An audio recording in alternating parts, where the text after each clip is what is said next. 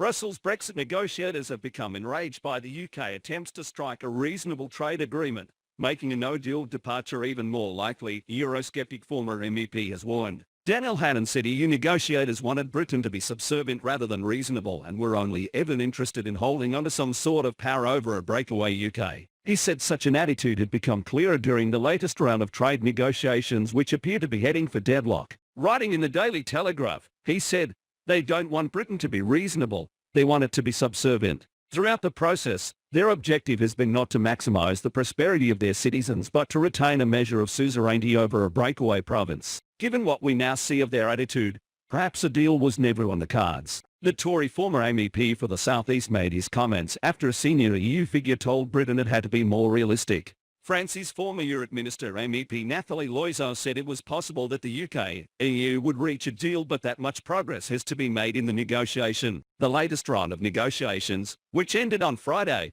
failed to break the deadlock but talks are set to continue. Chief negotiator Michel Barnier said there had been no significant areas of progress. His UK counterpart, David Frost, said they would have to intensify and accelerate the process if there was to be any chance of an agreement. Ms. Loiseau said, for the time being, the UK negotiator is asking, for instance, for freedom of movement for service providers coming from the UK. We have never provided it to any of our trade partners.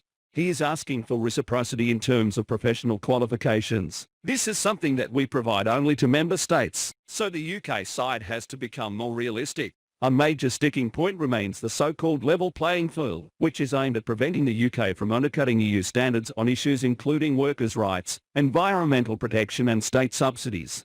Ms. Loiseau said, "We believe on both sides of the channel in high standards, so why don't we keep them? Why don't we commit ourselves legally as we have already done politically to keep these standards high, now and in the future, to have high standards, converging standards, equivalent standards, for the benefit of our peoples." As it stands, Britain will leave the EU single market when the current Brexit transition period comes to an end at the end of the year with nothing to replace it unless a deal is agreed. And Mr. Hannan said there were no good arguments for extending the period of transition beyond December 31 despite the demands of some vocal Brexit critics. He said, "The prolonged culture war that followed the referendum has conditioned many Europhiles to demand an extension, not because it would bring benefits, but they hate everything associated with Brexit."